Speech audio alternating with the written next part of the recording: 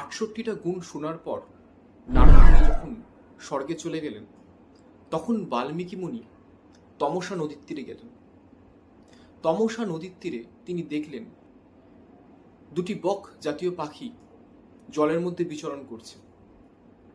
তিনি দেখে অত্যন্ত আনন্দিত হলেন।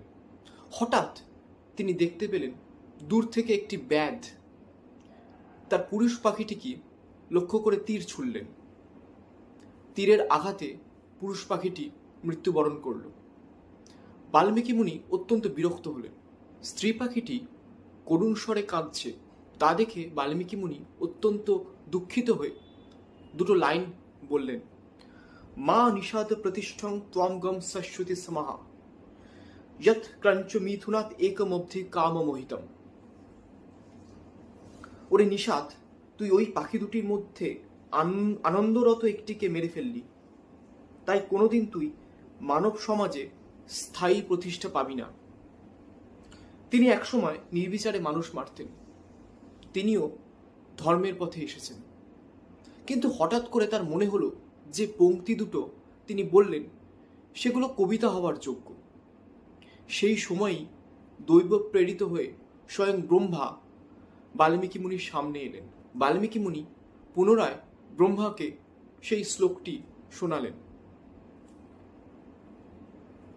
খুশি হয়ে ব্রহ্মা বললেন, হ্যাঁ, ওটি শ্লোক নামেই খ্যাত হবে, এটা বিচারের প্রয়োজন নেই, নাত্র কারিয়া বিচারানা। আর শোনো, আমার ইচ্ছাতেই এসব হয়েছে। স্বয়ং সরস্বতী তোমার মধ্যে প্রবেশ করেছেন। তুমি তো পৃথিবীর মধ্যে সর্বশ্রেষ্ঠ ধার্মিক, বুদ্ধিমান, ঋষিসম্মত।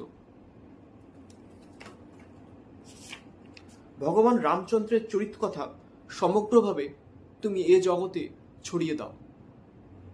রামস্য চরিতং কৃত্যস্নং কুরু।